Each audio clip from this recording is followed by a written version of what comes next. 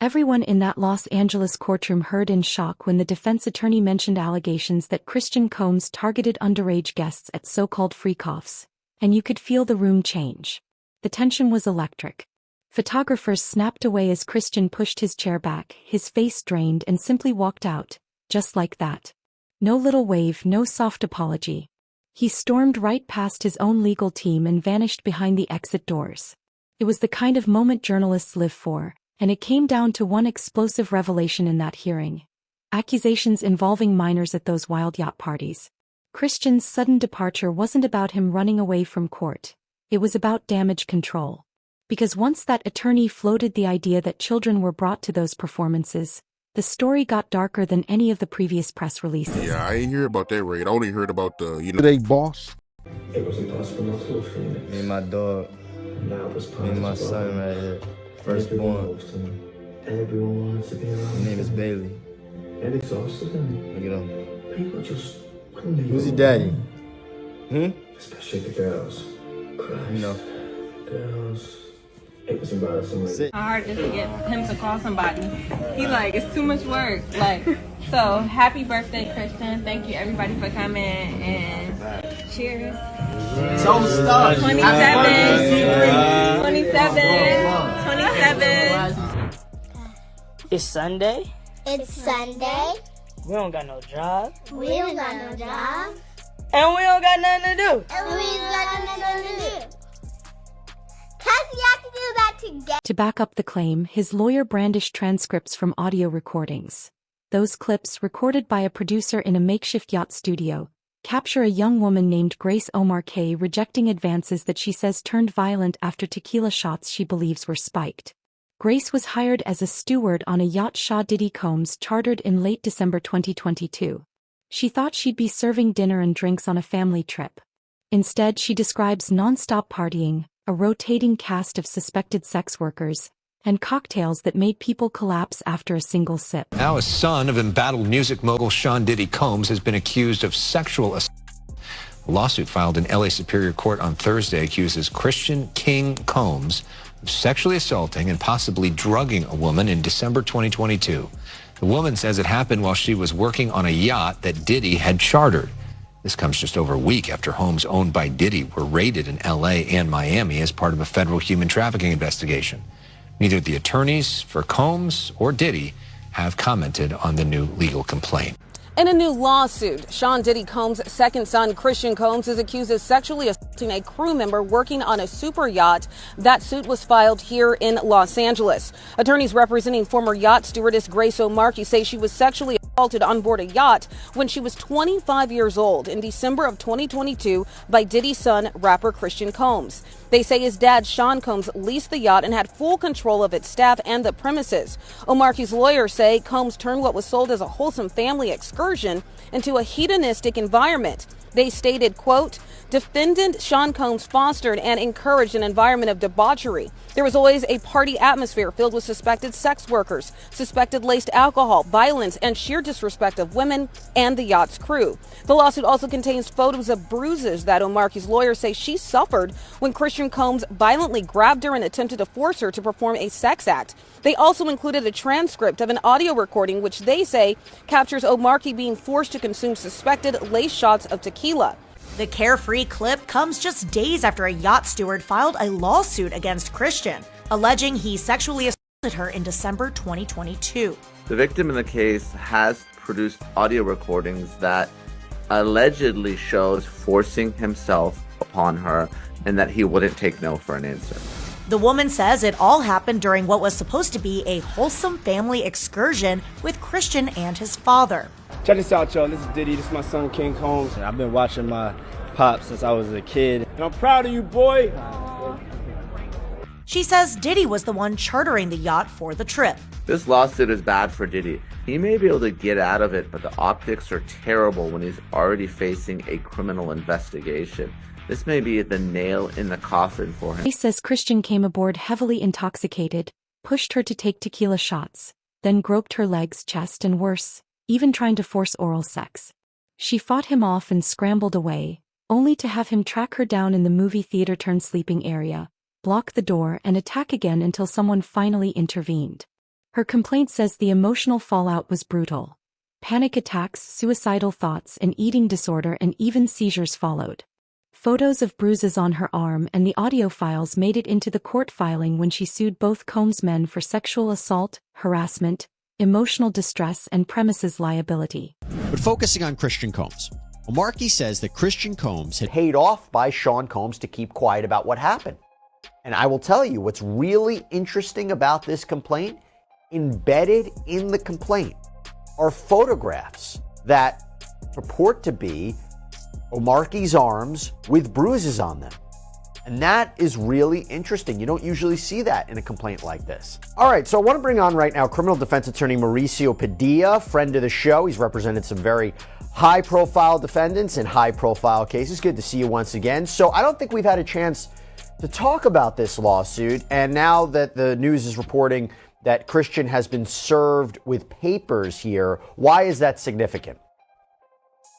Well, it's significant because anytime that they have the opportunity to continue to remind the public of the malfeasance of Diddy, of Diddy's son, of anything related to sexually inappropriate behavior, sexual assault, it helps. It helps the government continue to, lay out the narrative of how bad Diddy was, how bad Diddy's son was. So I think it's consistent with, what they've been doing, putting it out there and really destroying his character. I'm not saying that he didn't do anything to deserve it. I'm saying it's consistent with what they're doing, whether it's the government or the lawyers that are suing him civilly.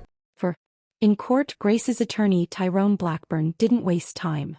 He detailed the audio transcripts, told jurors about cocktails spiked with GHB and other date rape drugs, and hinted that more recordings existed, tapes he'd fight to play. Then he said something no one expected, that the Combs siblings had a history of assisting in and taking part in these freak-offs with minors. His lawyer Aaron Dyer later called Blackburn's suit lewd and meritless, promising a motion to dismiss what he labeled manufactured lies. But all of these acts are... To Miss O'Markey, Jones taped this event with her. Yes, the lawsuit provides transcripts of audio recordings, and these audio recordings purportedly show, or you can hear, kissing sounds, her telling Combs not to touch her, her allegedly asking about whether she was drugged.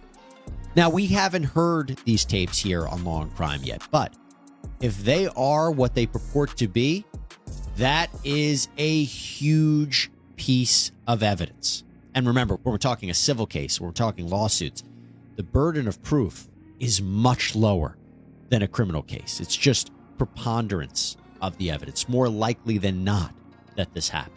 So the civil suit accuses Christian of assault, battery, sexual assault, and intentional infliction of emotional distress. They're a big part of this lawsuit. She goes into the mental anguish that she has gone through, the emotional harm that she has suffered as a result of that. That's important in order to prove. In his lengthy lawsuit, Lil Rod straight name drops Justin Combs, describing him as someone who solicits prostitutes, underage girls, and sex workers. There's actually a picture of Justin Combs with an allegedly underage girl shown in the lawsuit. Now, in this specific instance, Lil Rod alleges at least one underage girl came to Diddy's home for a listening party. A sex worker was also apparently solicited, and a freak-off ensued.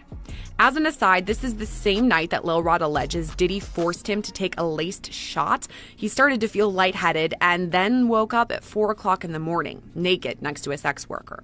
It's important to note Justin Combs is listed as a defendant on this case because, according to Lil Rod, he facilitated Diddy's alleged RICO enterprise and at times participated. I think that if we're talking about additional charges and additional defendants, those are probably two of the more likely. And Christian, of course, was the subject of a civil lawsuit where there was a sexual assault allegation naming him directly.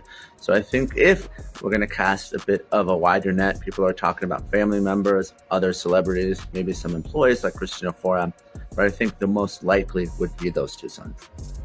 Why do you think it's the most likely about those two? Just because of the recordings, the allegations against him? What are you thinking? I think so. I think obviously they're just civil allegations, and those cases are going to be put on hold while the criminal case plays out. But, there is some smoke there. And obviously, there's a presumption of innocence and there's a lower standard in a civil case. But you have someone who's been named directly as someone who participated in a sexual assault. And everything else has been rumors and speculation. But here you at least have one verified complaint. So what exactly were these freak-offs? Prosecutors say these weren't backyard barbecue parties. They were staged sex shows run by Diddy and backed up by his own kids. In the Manhattan indictment, freak-offs are described as meticulously planned performances where guests, even some underage, were forced into drug-fueled sexual acts while cameras rolled. The suit names both the Combs siblings as more than just bystanders. They allegedly helped recruit underage girls, handed out cash, loaded the locations with supplies, and even filmed the encounters alongside their father. I believe it was Justin, Diddy, and G walked into the bathroom. Gunshots rang out. Little Rod woke up so scared. Justin and Diddy left. Little Rod went in the bathroom, saw G out all over the place, literally called the ambulance, carried him out. It was carnage and everything, put him in the ambulance. The police showed up. Little Rod cited that in his lawsuit, and then they asked for the LAPD's report. The LAPD just released an 18-page report with no mention of any carnage or anyone that actually got shot. There's also allegations that he actually partook in these freak-offs and potentially drugged women. This is something Lil Rod is saying.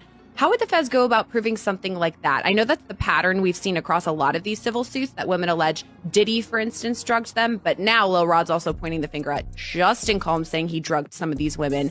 How would the feds then go to look further into that? Yeah, Lil Rod's lawsuit is interesting in that there are many defendants. We talked about Christina Horam, right? Some of the allegations that came out in Lil Rod's lawsuit was Christina, of course, being Combs' right-hand woman. She allegedly had the fanny pack with the drugs that were provided to the sex workers, or that there are the allegations directly against Justin as well. So whenever you're proving something like this, obviously, you're going to rely on the testimony of witnesses. It could be an independent witness, because the sex workers, even though they're participants in a sex act, they won't necessarily be charged, or I don't think they're going to be defendants in the lawsuit, if the allegation is that they were forced to perform these sex acts and it wasn't just a commercial transaction. Those charges paint a grim backdrop for Christian's case. On September 16, 2024, a Manhattan grand jury indicted Diddy on racketeering, trafficking, and related counts. Prosecutors allege he manipulated women, some as young as 9, into freak-offs with paid male sex workers, used drugs and other substances to ensure compliance, and filmed everything.